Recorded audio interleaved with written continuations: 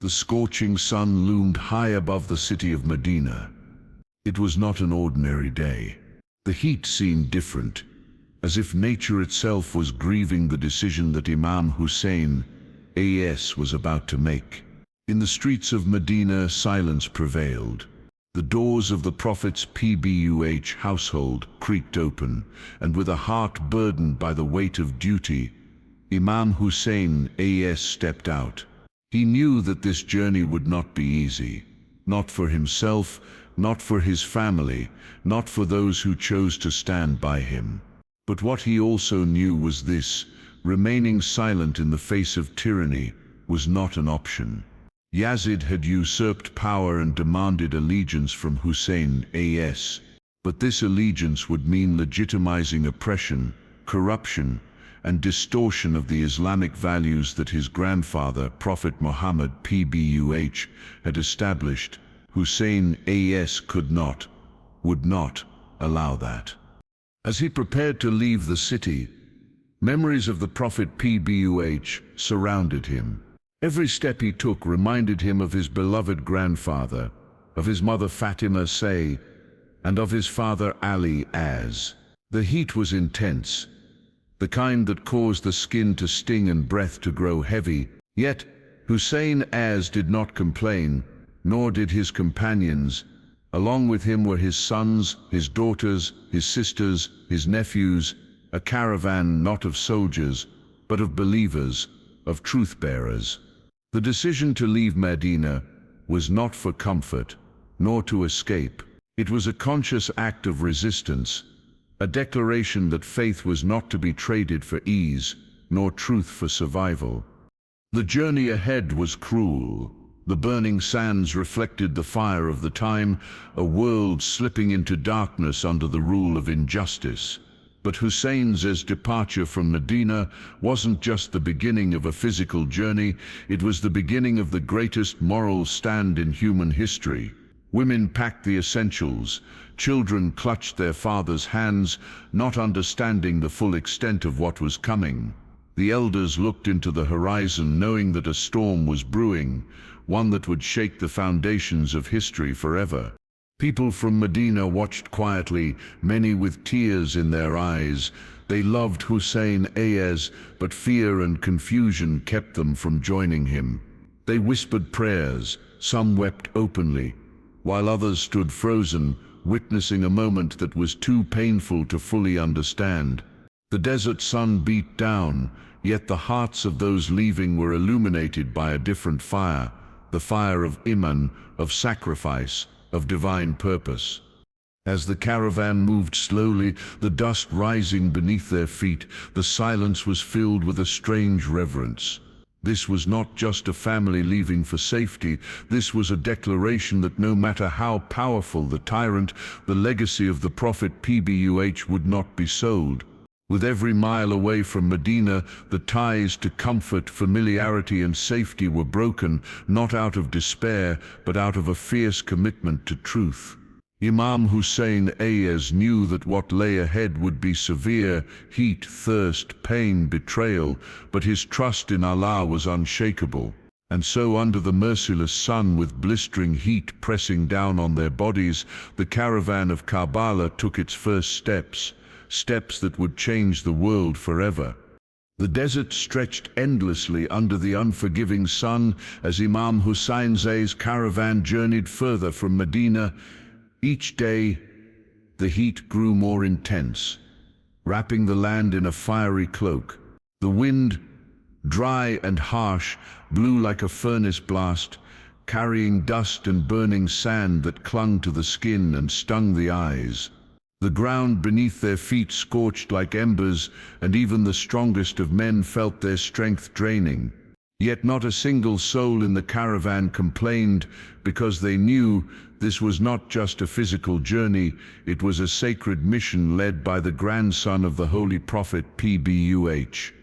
Children rode camels beside their mothers, their faces flushed with heat. The women tried to shade them with their scarves, but the sun was merciless.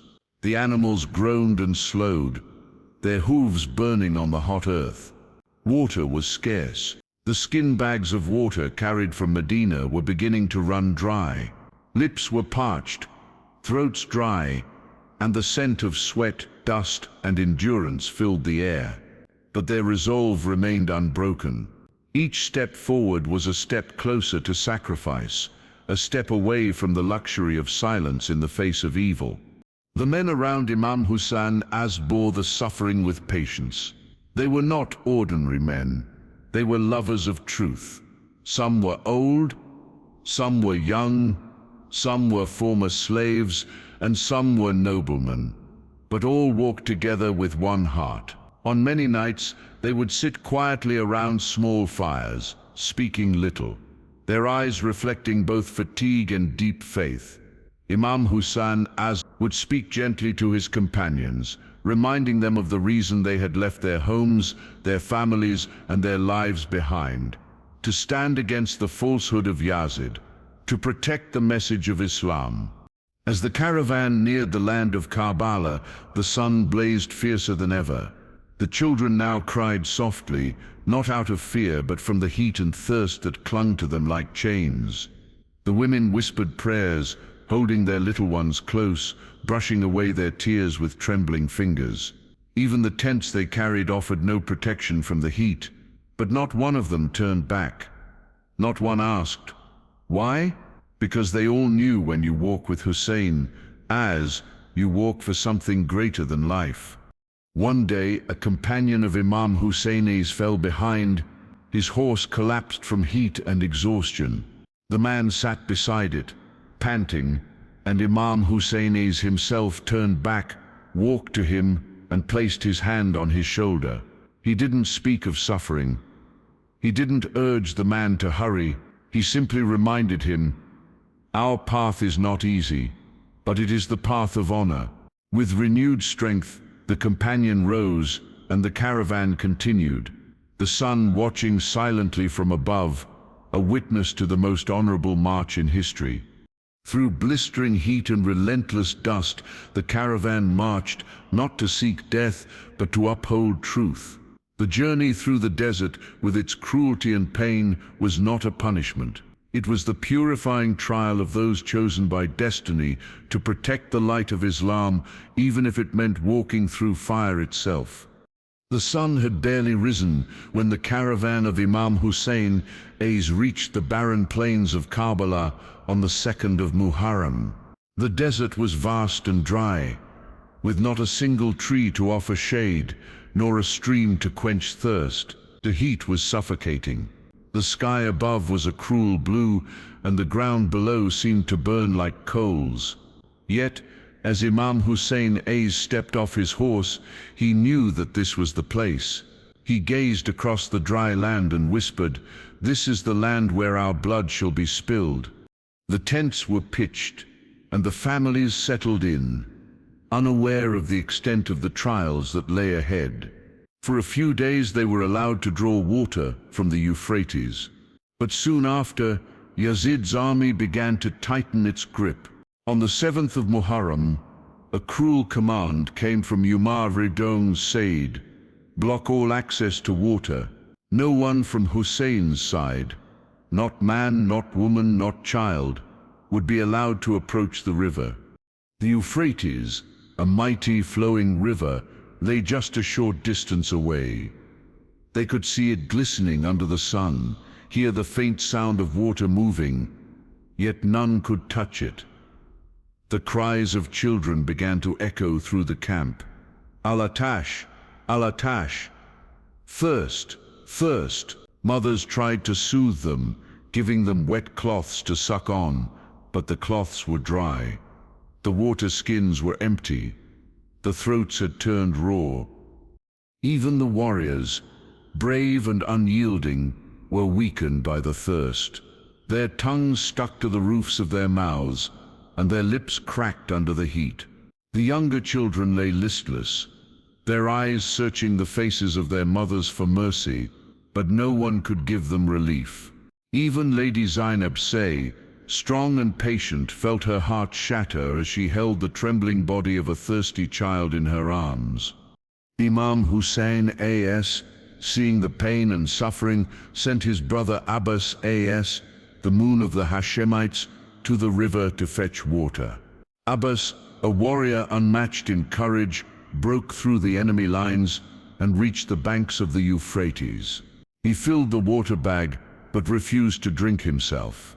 "How can I drink when my master's children are dying of thirst?" he said, and turned back. But as he rode back toward the camp, carrying the water, the enemy surrounded him.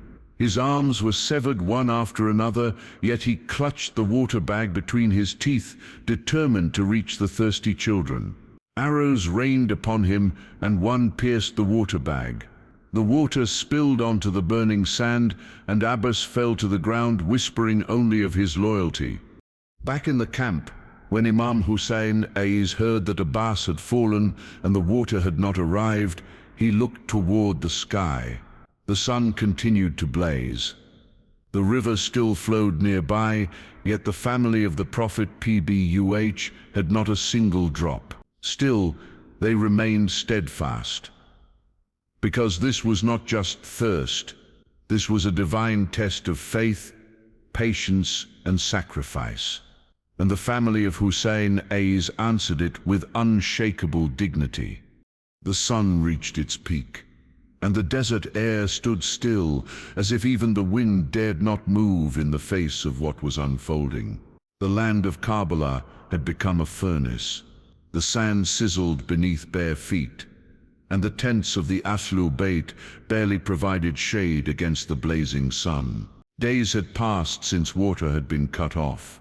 The Euphrates still flowed nearby, mocking, glistening, unattainable, while inside the tents, children whimpered, women endured silently, and warriors prepared themselves for the final stand.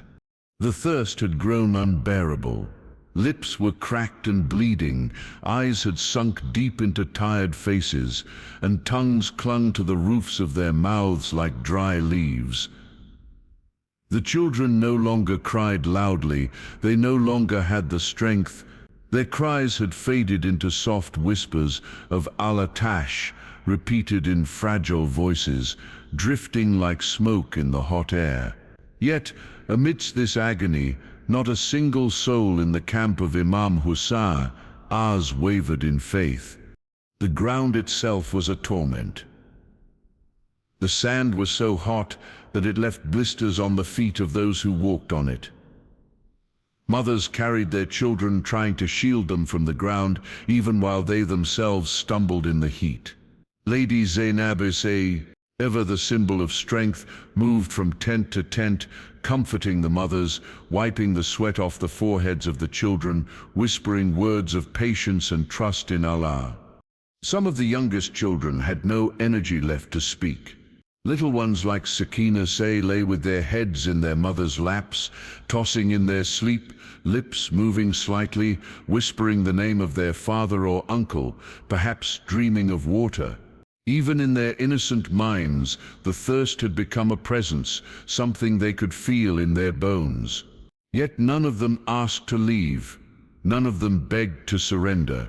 They had inherited the bravery of their grandfather Ali, and the light of their grandfather, the Holy Prophet PBUH. The warriors too were battling the heat in silence. They sharpened their swords with trembling hands, not from fear, but from dehydration. They knew what was coming, and they welcomed it, because dying thirsty in the cause of truth was better than living with dishonor. Imam Hussain would walk between the tents, offering gentle glances, prayers, and hope. His face, though weary from thirst and sorrow, remained calm, full of heavenly strength. When he looked at the children, his eyes would water, not for himself, but for their pain, for their innocent suffering under such cruel circumstances. The heat, the burning sand, the dryness, all of it was part of the trial. But this trial did not break them. It made their souls shine brighter. It revealed a reality more powerful than the burning sun, the unshakable truth that faith can survive even in the heart of fire. And in Karbala, under the open sky, that truth stood tall while bodies fell and spirits rose. The sun had just begun its cruel ascent on the morning of Ashura. The land of Karbala, already scorched by days of merciless heat, now stood as a stage of divine destiny. Inside his tent, Imam Hussain held his infant son Ali Asghar. The child, once full of life and light, now lay pale, weak and listless in his father's arms. His tiny lips were cracked, his cheeks sunken, and his body burned with fever. He had not tasted a drop of water for 3 days. His soft whimpers barely escaped his dry throat. The heat had drained even the ability to cry. Imam Hussain looked down at his son with eyes heavy with sorrow. Ali Asghar, the symbol of innocence, the purest soul in the camp, was dying of thirst. He turned to his sister Zainab and said, "I will take him to the battlefield. Perhaps among the enemy there might be one heart that can still feel mercy." Zainab's hands trembled as she wrapped the fragile child in a cloth. She knew what Hussain was about to do, yet she remained silent, her heart breaking with every step he took away. Imam Hussain walked toward the enemy lines. The sun blazed down upon him. Dust swirled at his feet. He held the infant high in his arms and cried out in a voice that echoed through the burning desert, "O people, if you hold enmity toward me, what crime has this child committed? He has not even learned to speak. He has not raised a sword. Give him a drop of water." A silence fell over the battlefield. Even the hardened soldiers of Yazid's army looked away in shame. The infant's dry lips moved slightly, his tiny chest rising and falling with weak effort. Some among the enemy were moved, some lowered their eyes, some wept. But cruelty had hardened most hearts. Umar ibn Said turned to Harmalah, a ruthless archer, and gave a command. Harmalah took aim, not at the father, but at the baby. With cold precision, he released a 3-pronged arrow that pierced through the infant's neck and lodged in Imam Hussein's arm. The child convulsed, his blood gushed into the air like a crimson fountain, and in that moment, time seemed to stop. Imam Hussain stood still, looking toward the sky, whispering, "O Allah, bear witness what this nation has done to the family of your prophet." He walked back slowly, the tiny body still in his arms, his hands now soaked in blood. The desert, the sky, the very earth seemed to weep. He returned to the tents and paused. How could he face the mother of Ali Asghar? How could he show her the bundle that no longer moved? With trembling hands he dug a small grave behind the tents and laid his son to rest, not in a cradle, but in the lap of burning sand. Even in that moment, Imam Hussain did not curse his enemies. He did not fall to despair. For even as the heat burned and the blood of the most innocent was spilled, he stood firm, because his mission was not just to survive, but to awaken a sleeping world. And in the martyrdom of Ali Asghar, as the world saw the depth of injustice and the unimaginable strength of a father who gave everything for truth,